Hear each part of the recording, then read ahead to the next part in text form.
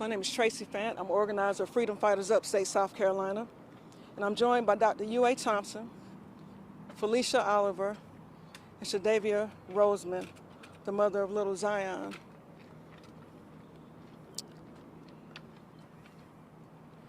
Today we find it necessary to address the media with some questions and concerns the family has. Because although we don't have many answers, I will speak on what we do know. Last Thursday was little Zion's mother, Shadavia's, first day working at Bumblebee Daycare.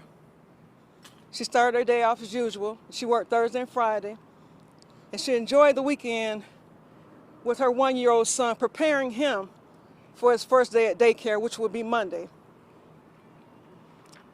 On Monday morning at approximately 6:15, baby Zion went to his one-year-old classroom with his teacher. His mother, Shadavia, was assigned to the two-year-old classroom, which was feet away. She checked in on her son at around 7:15 and noticed that he had been crying.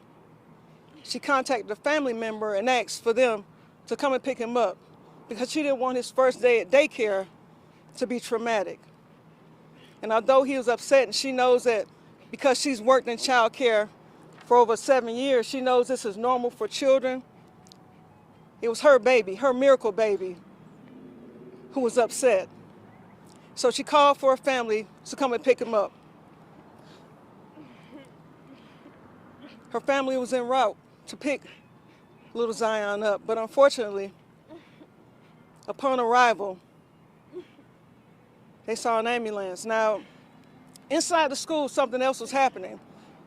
You see, the questions and concerns are ours because from 7:15, where she saw her baby sitting in a chair for what appeared to be crying, to 8:15, when a teacher rushed into her classroom with the lifeless body of her son in her arms, she handed Shadavia her deceased child.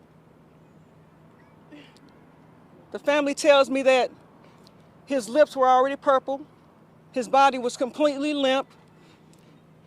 His mother asked at that moment, like, what happened, what's wrong? They said it appeared that he choked on a goldfish cracker.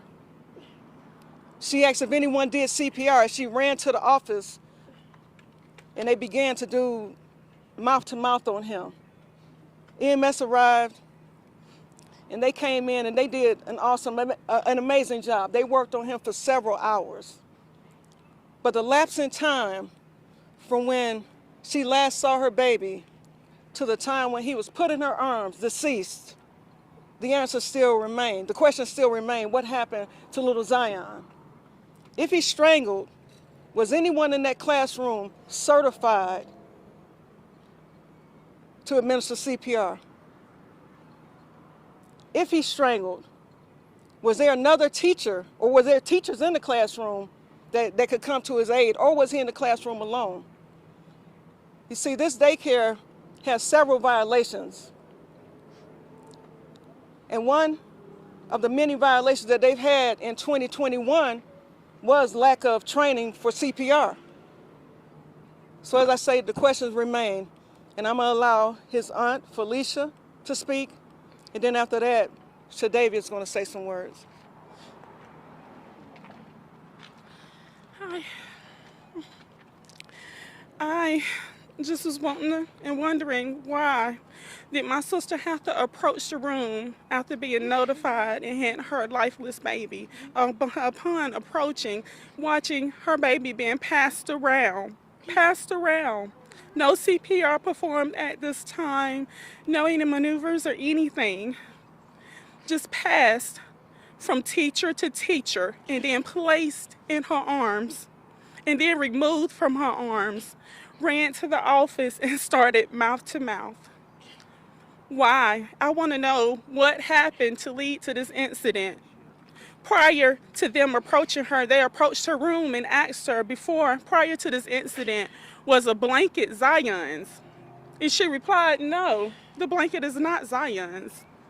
Later, minutes later, approached again, come out. And when she approached, she saw her lifeless baby being passed around, then placed in her arms, then removed, and then ran to the office and began mouth to mouth. Why? Why was this baby placed? Why wasn't CPR going on during this time? Why? Why? Why? Why? And then you're gonna go get her? You walked in the room for the blanket. So why wasn't she notified during the time of choking? Why? Why? Why? We will never get to touch Zion again, nor see him.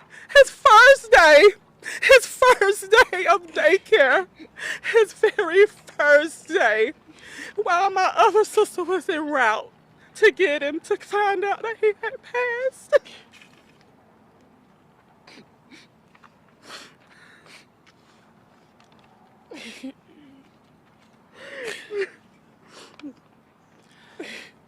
He was my everything. He was my everything. I love that child, y'all. I love him so much. A piece of me is gone.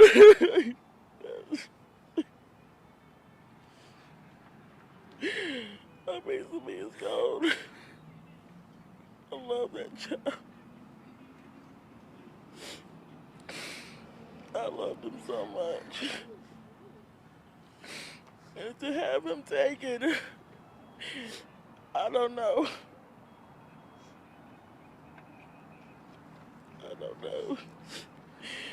I don't know how I'm gonna make it after this.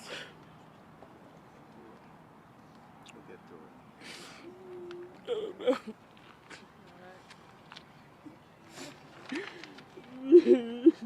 The fact remains, Zion's first day of daycare should not be his last day of living. He had many wonderful days and years ahead of him. For what appeared to have been incompetence and negligence on the part of a daycare, we have laws, policies that govern daycares, child care facilities in this state, in this county.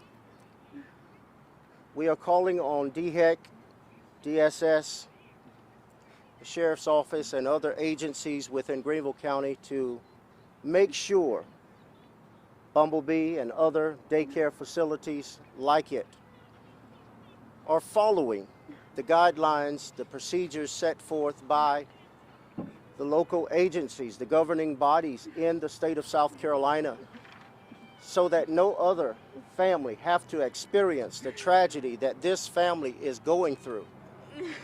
Any life lost at the hands of incompetence for the sake of expediency, for the sake of making a profit. We realize that daycares are struggling at this hour for employees. And because of that, they're hiring and pushing aside policies, not getting proper certifications. Everyone employed inside of a daycare, including custodians, including cafeteria help, must be CPR certified, and many of which are not, because daycares are scrambling for helpers, workers. And these are violations that cannot continue to be swept under the rug, that many daycares have been cited for and given a pass on, that cannot continue. Parents need to be concerned. Parents need to make sure certifications are intact of teachers and assistant teachers that are monitoring and educating these classrooms, because baby Zion is one child too many. and we cannot stand for this any longer. This family have questions that should not have gone beyond Monday unanswered. When I received the call from my dear cousin on yesterday morning, I did not know about this. I've been on a reprieve, and she began to cry and tell me about this situation. I said, hold on, wait, what happened? I said, let me bring Tracy on three-way. I did not realize that this had occurred. And Tracy does what Tracy do. She began work fast and in a hurry, went and met with them and found out all of this. And I applaud her and her efforts. We need her doing what she does because she brings relief to a lot of families. And I thank Tracy Fant and Freedom Fighters for being the wonderful person that she is, doing the wonderful job on our streets that she does.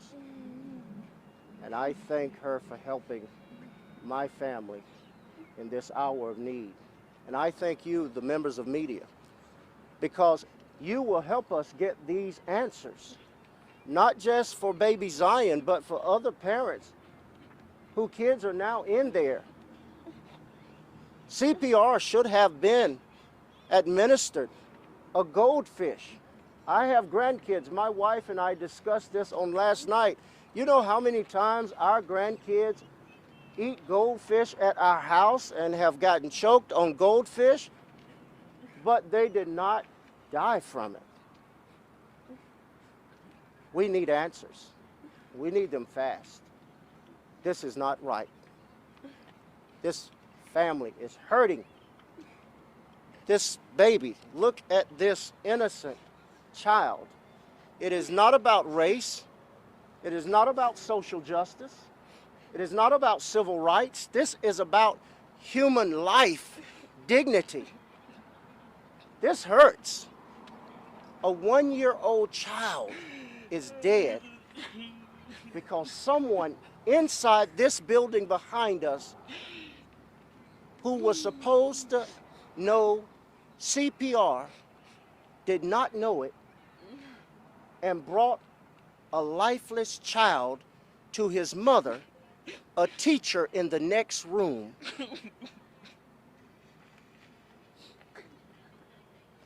That's insane. Does the media have any questions?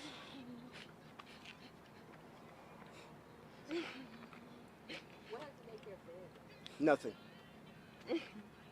They've said nothing. As a matter of fact, they called the police on us today when we arrived. At this point, is there anything that the daycare could do to remedy the situation? No.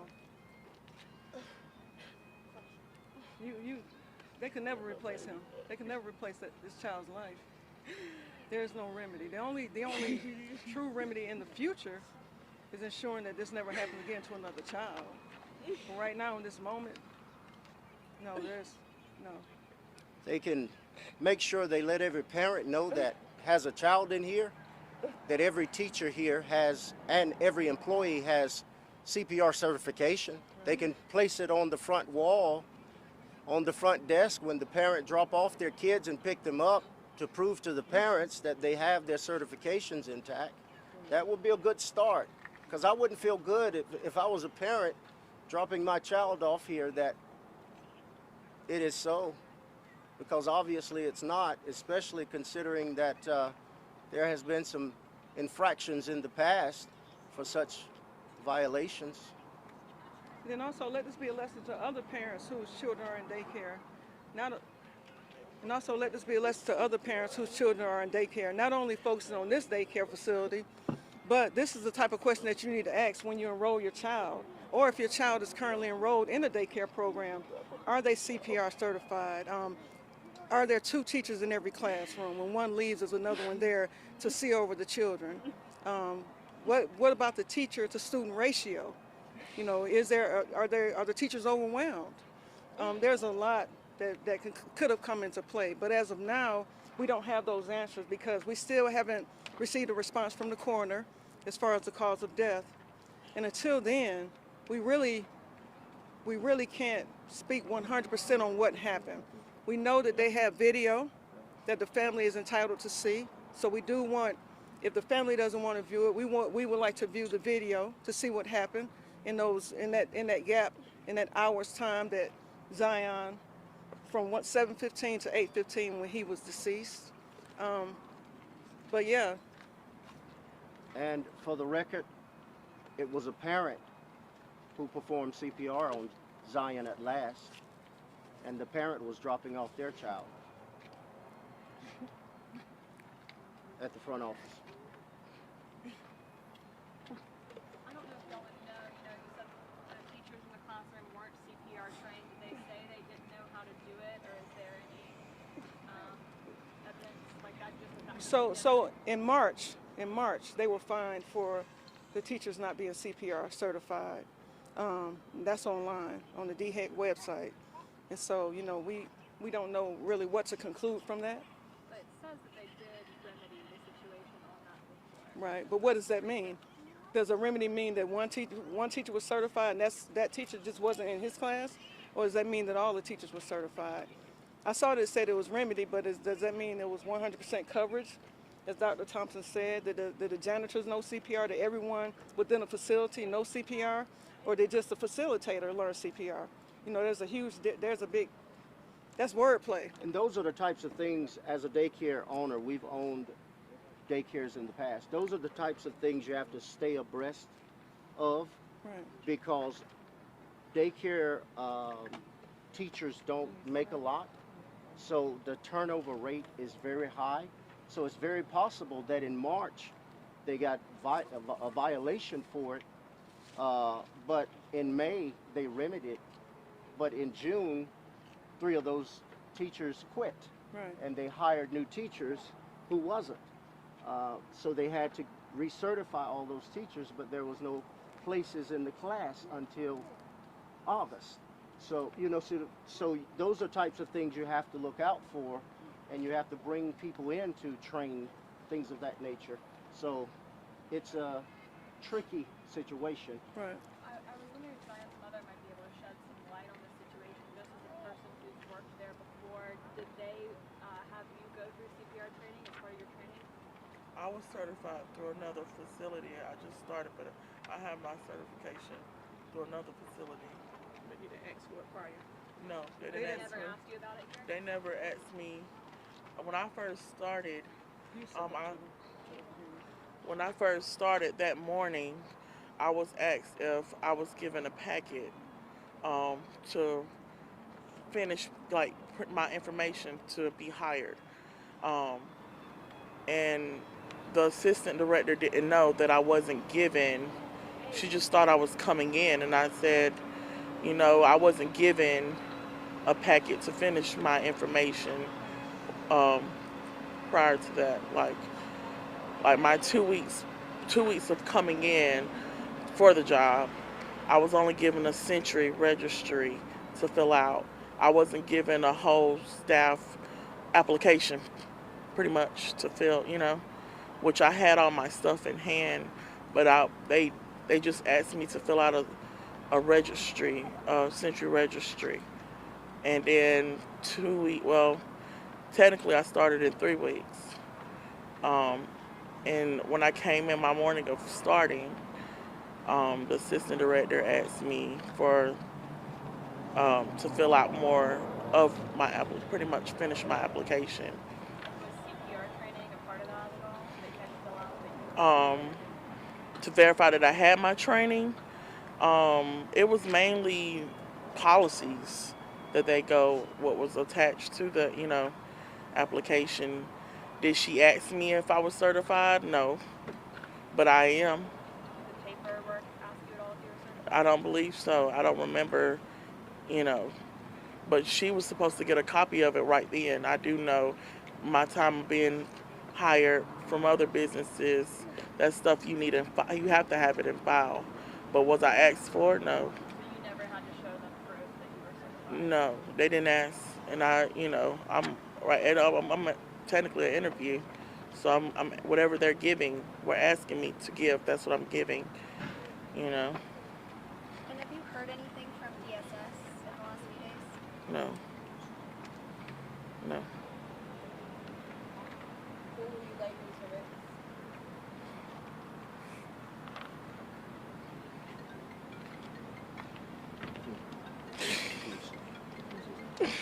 What was the question? What was the question? Who will you likely to risk? That is inconclusive right now. His remains were just released to the Brown funeral home. Have they offered to help? Upstate Funeral Service. No, they have not reached out to the family at all. We thank the media for coming, okay? This is, as you know, very stressful on the family. We truly appreciate you guys for showing up and covering this. And hopefully very soon we'll have the answers and be able to assist the family more. And we'll release a press statement regarding that when that time comes. Thank you guys. Thank you all.